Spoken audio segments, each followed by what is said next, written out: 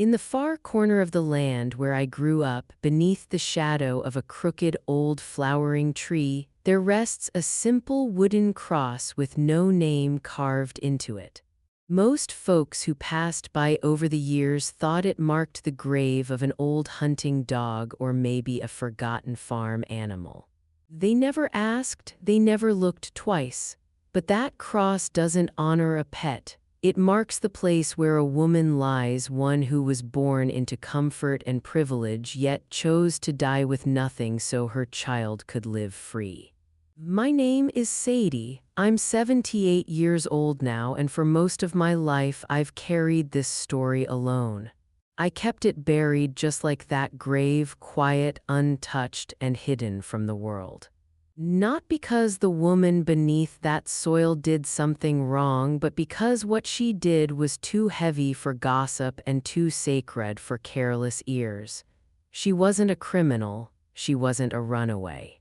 She was a mother who made a choice no human heart should ever be forced to make.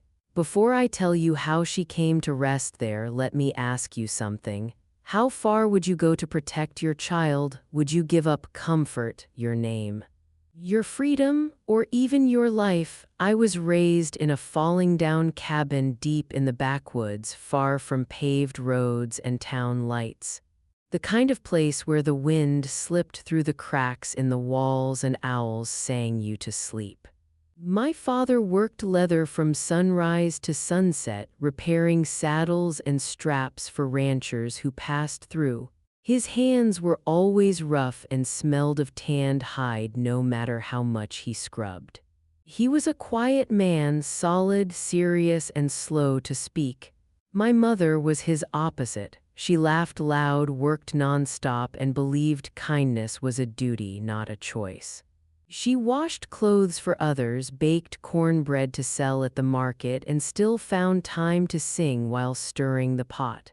We didn't have much, just a few patched quilts, a dirt floor, and meals stretched thin, but my mother used to say love filled gaps that money never could. I was small then, barefoot most days. My chores were simple: haul water from the creek, feed the skinny chickens, help with laundry. Life was hard, but it was predictable, safe in its own way. Until one winter evening when the sky turned black before sundown and a storm rolled in heavy and fast. We were sitting at our crooked table eating beans by lamplight when the knock came. 3 sharp knocks, not friendly, not patient. Desperate, and in that moment before the door ever opened, our lives quietly split into before and after. Because once my mother turned that handle, nothing in our world would ever be the same again. My father froze the moment those knocks echoed through the cabin. His spoon hovered in midair, beans dripping back onto the plate. In places like ours, a knock after dark was never good news. It meant trouble had lost its way and decided to stop at your door. "Don't open it," he said, voice low and sharp. Could be someone looking to steal or worse. But my mother was already standing. She wiped her hands on her apron, pulled her shawl tighter around her shoulders, and walked toward the door with a calm that didn't match the pounding in my chest. I remember gripping the edge of the table so hard my fingers hurt. The wind howled outside, rattling the loose boards like it was warning us to stay put. When my mother cracked the door open, the storm forced its way inside, nearly snuffing out the lamp. And standing there in the rain was a woman. She was soaked to the bone, dark hair plastered to her face, bare feet caked with mud. Her dress, once fine, was torn at the hem and clung to her like a second skin. But it wasn't her appearance that frightened me most. It was her belly, large, heavy, full, the kind that told you a baby wasn't weeks away but hours. She bent forward, gripping her stomach with both hands, her lips trembling from cold and pain. "Please," she whispered, her voice barely carrying over the wind. "Just until the storm passes, I can't go any farther." My father jumped up so fast his chair crashed to the floor. "Sarah, no. That woman brings trouble with her, but my mother didn't even turn around. She reached out, grabbed the stranger's wrist, and pulled her inside with a strength I didn't know she had. The woman nearly collapsed against the wall as thunder cracked overhead.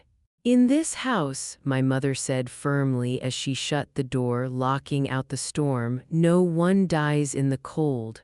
Silence fell thick as smoke.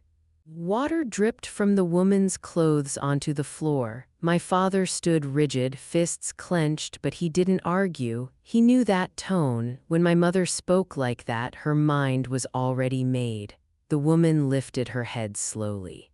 Despite her exhaustion and fear, she was strikingly beautiful, young, with wide brown eyes filled with something deeper than pain. Terror. The kind that comes from running from something, not just toward shelter. "Thank you," she whispered. "I swear I won't stay long."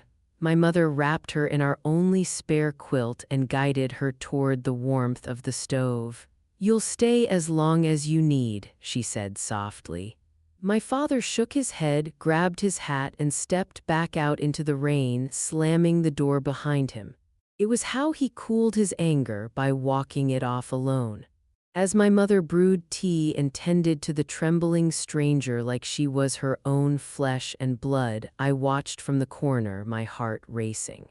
I didn't know her name yet, I didn't know where she came from, but I knew one thing for certain.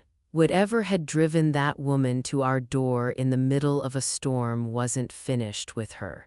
And by letting her in, my mother had just invited it inside with her. The woman sat close to the stove, wrapped in our patchwork quilt, shivering so hard her teeth clicked. My mother knelt in front of her, drying her hair with a clean cloth like she was tending to a wounded child. Steam rose from the kettle, filling the room with the sharp scent of mint leaves. "What's your name, dear?" my mother asked gently.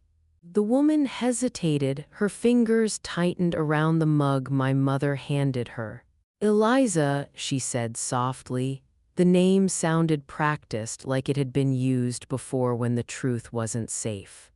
"Eliza what?" My father's voice came from the doorway. He had returned, rain dripping from his coat, suspicion etched deep into his face.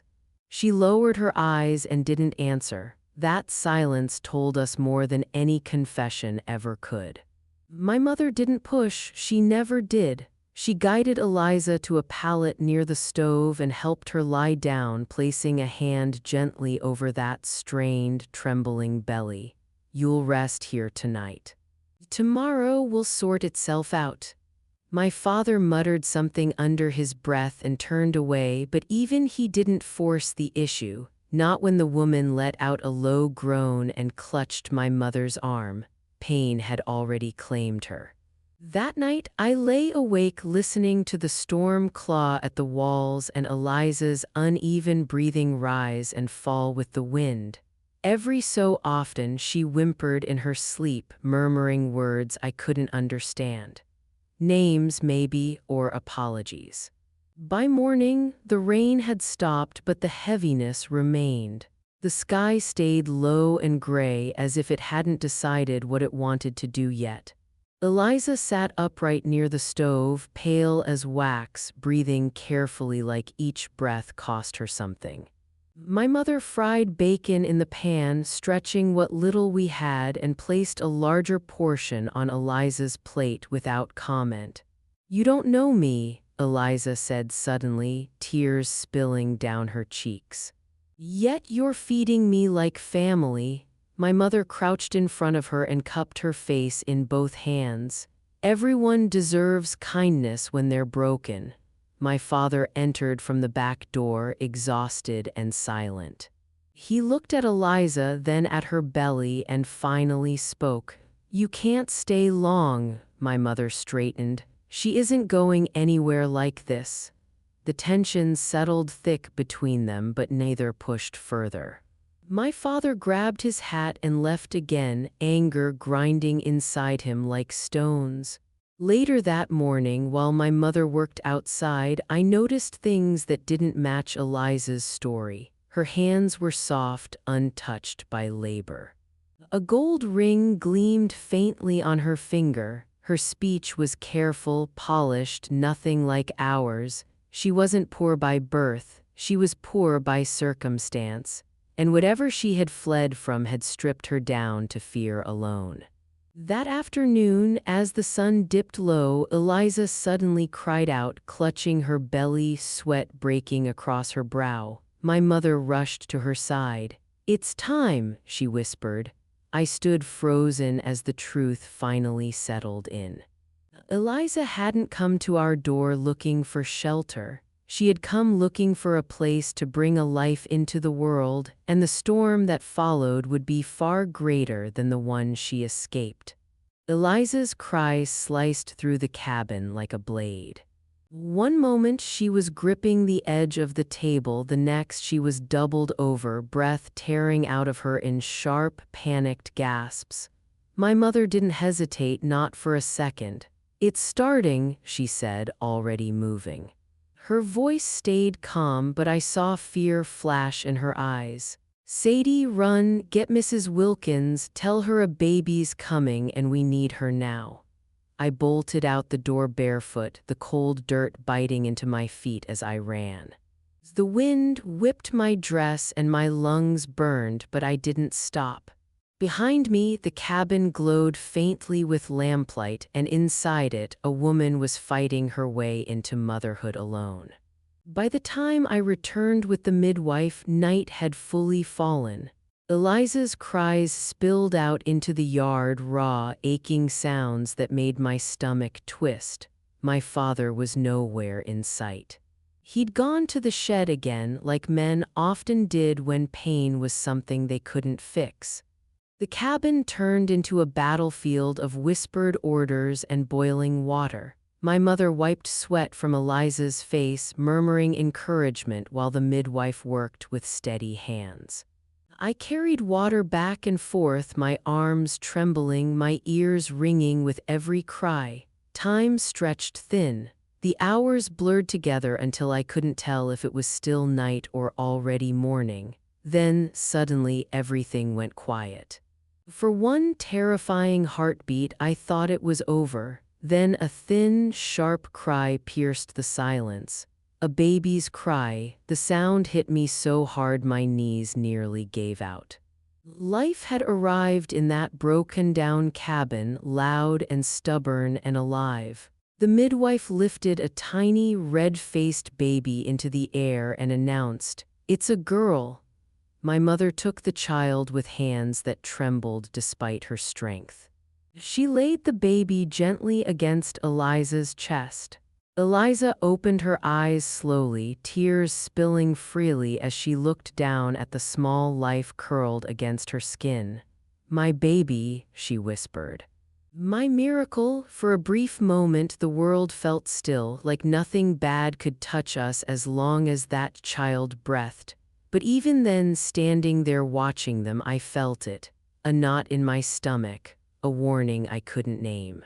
Because joy that arrives in secret often attracts trouble. The midwife cleaned up quietly and left just after dawn.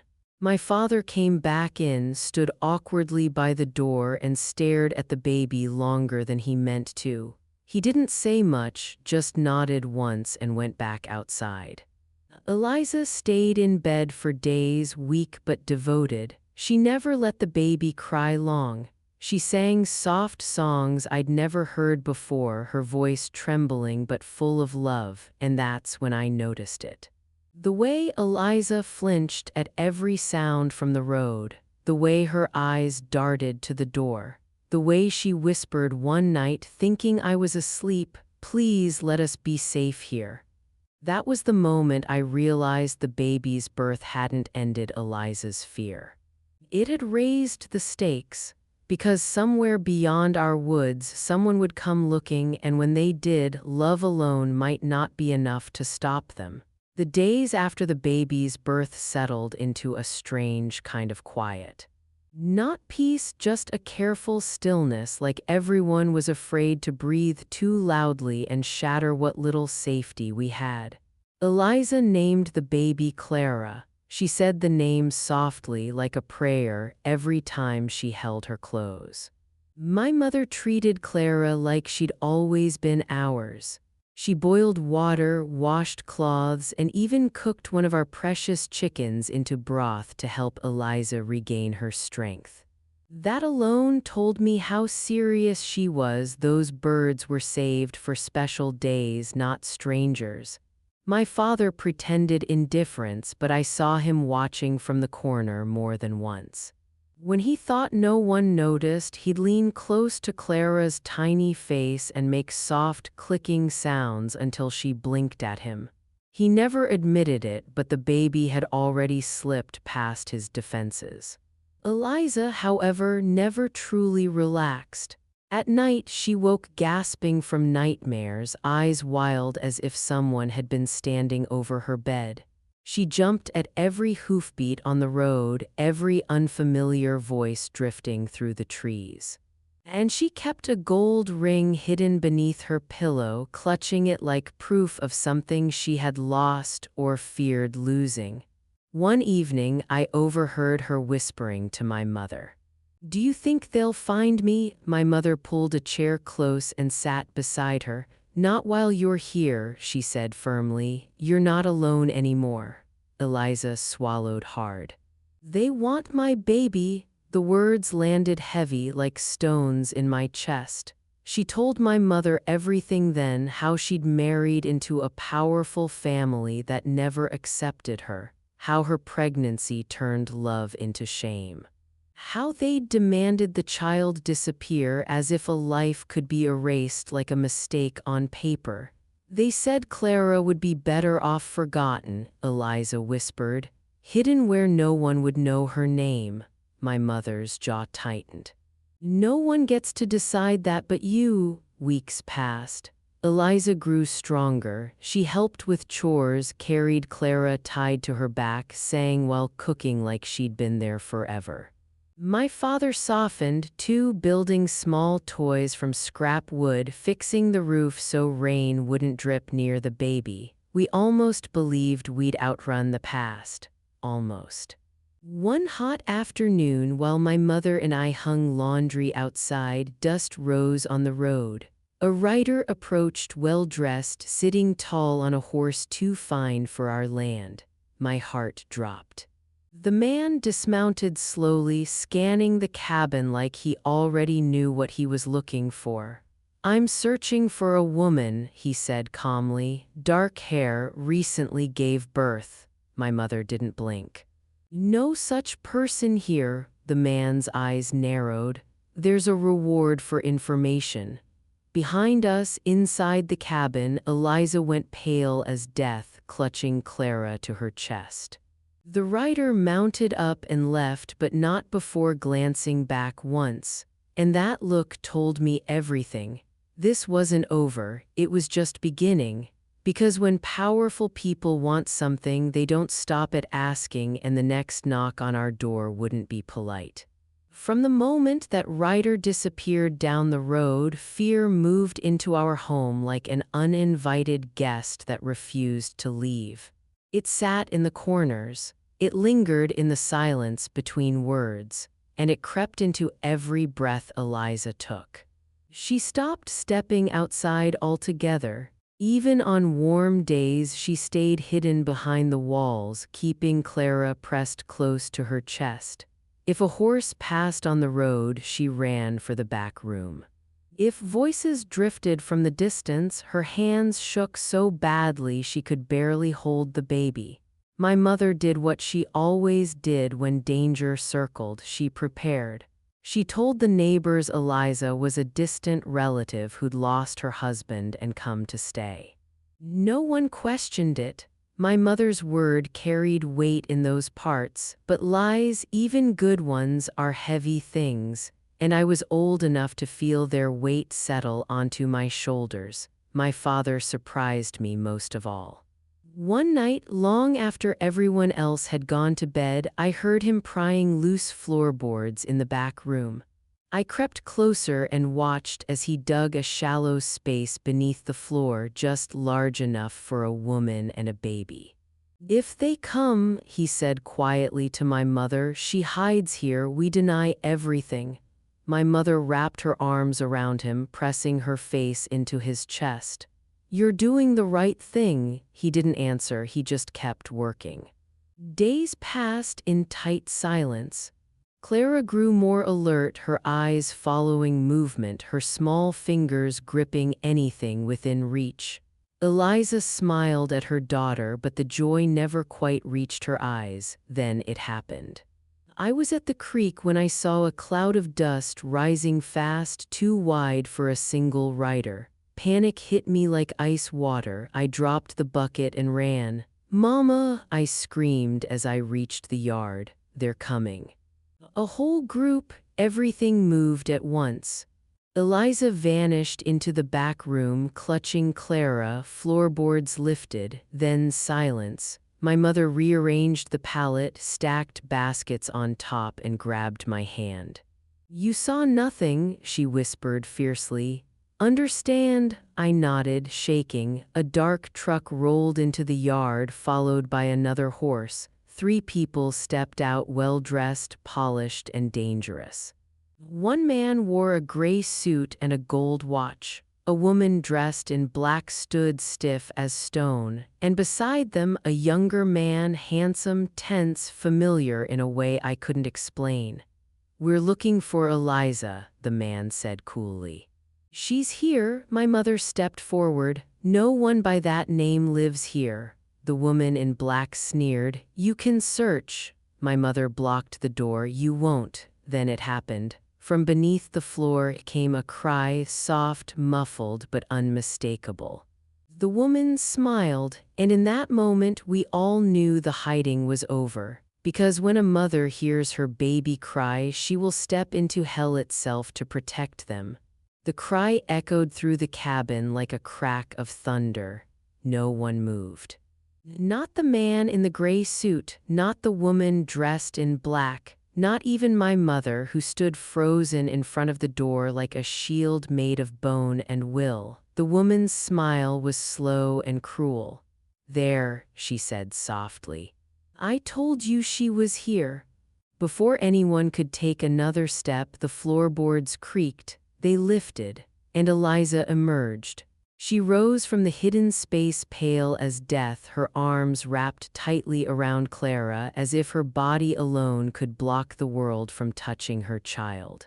Her hands trembled, but her voice didn't. "Stop," she said. "Leave them alone. This is my fault."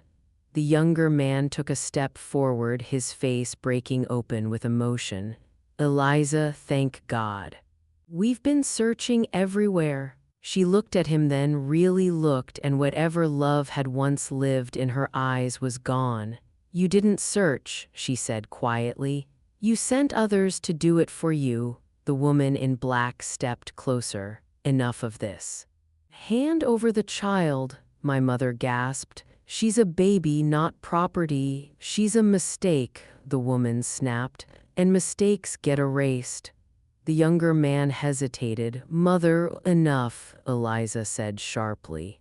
She kissed Clara's forehead, breathing her in like it might be the last time. Then she turned to my mother and held the baby out. "Take her," Eliza whispered. "Please." My mother's hands shook as she accepted Clara, tears spilling freely. "Don't do this." "I have to," Eliza said, her voice breaking at last. "If I go with them, they'll leave her here. If I don't, they'll take her anyway." She turned back to the woman in black. "I'll go." "But my daughter stays." Silence fell heavy and thick.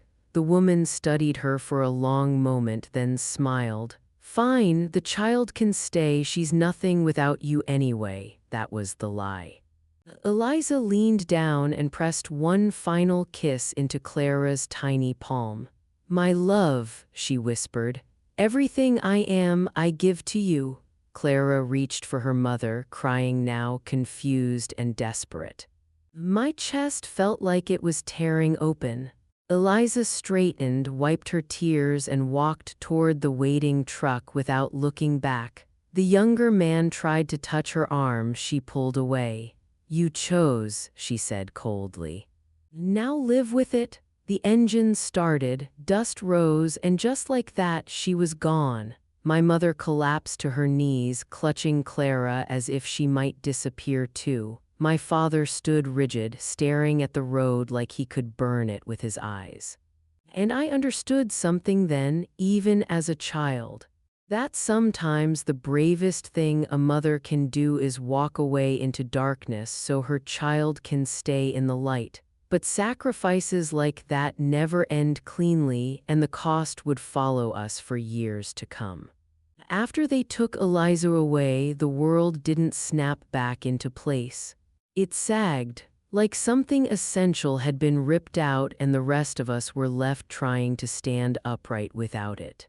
The dust from the truck lingered long after it disappeared, hanging in the air like a bruise you couldn't touch. Clara cried herself hoarse that night. No matter how tightly my mother held her, no matter how softly she sang, the baby knew something had gone wrong. She reached out with tiny fists, searching for a warmth that wasn't there anymore. My mother didn't sleep.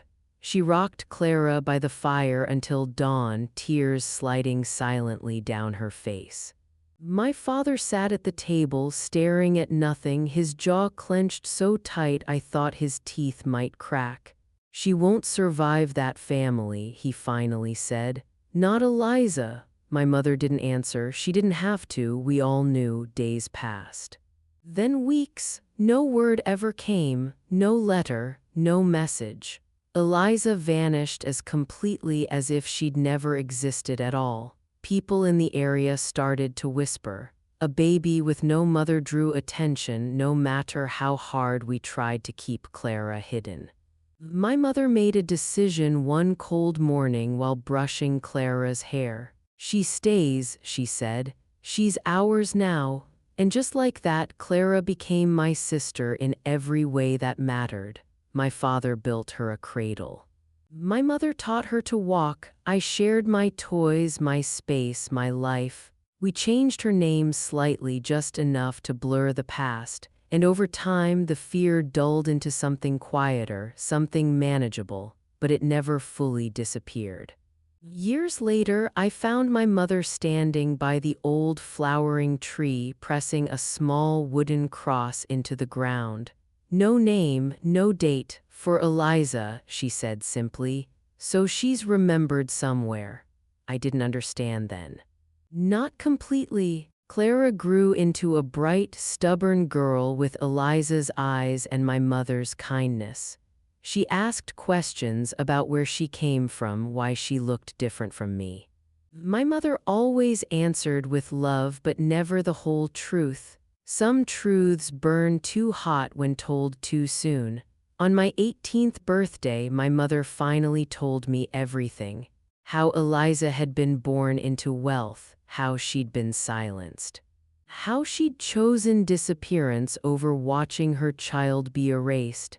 "She saved Clara with her absence," my mother said quietly. "That was her final gift." I went to the tree that night. I knelt by the cross. And for the first time, I understood. Eliza didn't die that day she left. She died slowly, piece by piece, every moment she spent away from her child, and yet her love survived because Clara grew up free. But stories like this don't truly end. They wait, and sometimes, years later, they come knocking again. Clara left home the morning she turned 19, not because she wanted to escape, but because the world had finally grown big enough to call her name. She packed light, kissed my mother's cheek, hugged my father longer than usual, and smiled at me with that familiar spark in her eyes. "I'll write," she promised, and she did at first. Her letters spoke of long roads, kind strangers, small jobs that barely paid but filled her with pride. She wrote about standing on her own, about learning who she was when no one told her who to be. My mother read every word twice, folding each letter carefully and storing it in a wooden box beneath her bed. Then, one autumn, the letters stopped. Weeks passed, then months. My mother tried not to worry, but I saw it in her hands, the way they shook when she set the table. My father rode into town more often, asking questions he pretended were casual. And me, I felt it in my bones. Some silences aren't empty, they're loaded. One evening, a letter finally came, no return address, no warmth, just a few stiff lines written in unfamiliar handwriting. Clara is safe, do not look for her. My mother collapsed into a chair like her strength had been cut away. That night, I walked alone to the flowering tree. The cross still stood there, weathered but strong. I knelt beside it and pressed my palm into the dirt. I understand now, I whispered, because Eliza's sacrifice hadn't ended with her disappearance. It had echoed forward. Years later, I learned the truth through a man who recognized Clara's eyes and asked the wrong question in the wrong place. The family had found her, not with force, with promises, with blood ties she never knew she carried. They gave her answers, but answers always come with a price. Clara chose her own path in the end, just like her mother did. She disappeared again, this time by choice. No chains, no fear, only freedom. Somewhere out there she built a life that belonged to her alone. And that is why I finally tell this story now, not for pity, not for justice, but for remembrance. Because beneath that nameless cross lies a woman the world never recorded, but whose love changed the future of a child she never stopped protecting. And if you ever wonder whether one choice can echo across generations, remember this. A mother once walked into darkness willingly so her child could walk into the light unafraid. And love like that, it never truly disappears. I'm an old woman now, my hands ache when the weather changes and my voice isn't as strong as it once was. But some memories don't fade with time, they sharpen, they demand to be spoken before silence claims them forever. That crooked flowering tree still stands where it always has. Its branches bend low now, heavier with age, much like me. And beneath it, the small wooden cross remains, no name, no dates, no explanation for passers-by. That's how Eliza wanted it, not forgotten, just protected. People still assume it marks something unimportant. A dog, an animal, a mistake. They never imagine it honors a woman who gave up everything, comfort, identity, even motherhood itself, so her child could live unowned and unafraid. I visit that place often. I sit in the dirt and talk like she can hear me. I tell her that Clara lived boldly, that she laughed freely, that no one ever erased her. I tell her her sacrifice worked. And when the wind moves through the branches, I like to believe that's her answering. This story isn't about pain alone, it's about choice, about love that doesn't ask to be remembered, only to matter. It's about the quiet heroism that never makes headlines but reshapes lives anyway. Some mothers protect with their presence, others protect by disappearing. Both are brave, but only one leaves a wound that never fully heals. If you're listening to this and holding someone you love a little closer, then Eliza's story has done what it was meant to do. It wasn't told for sympathy. It was told so her sacrifice didn't vanish with time. Because stories like this don't belong buried under unnamed crosses, they belong shared. And if this story moved you even a little, then I invite you to stay with me. Subscribe to the channel so these hidden stories don't stay hidden forever. Like this video if you believe love should never be forgotten. And comment your thoughts below. I read every single one, and I believe stories grow stronger when they're carried together. Thank you for listening, for remembering. and for honoring a mother whose love refused to die. Thanks for watching.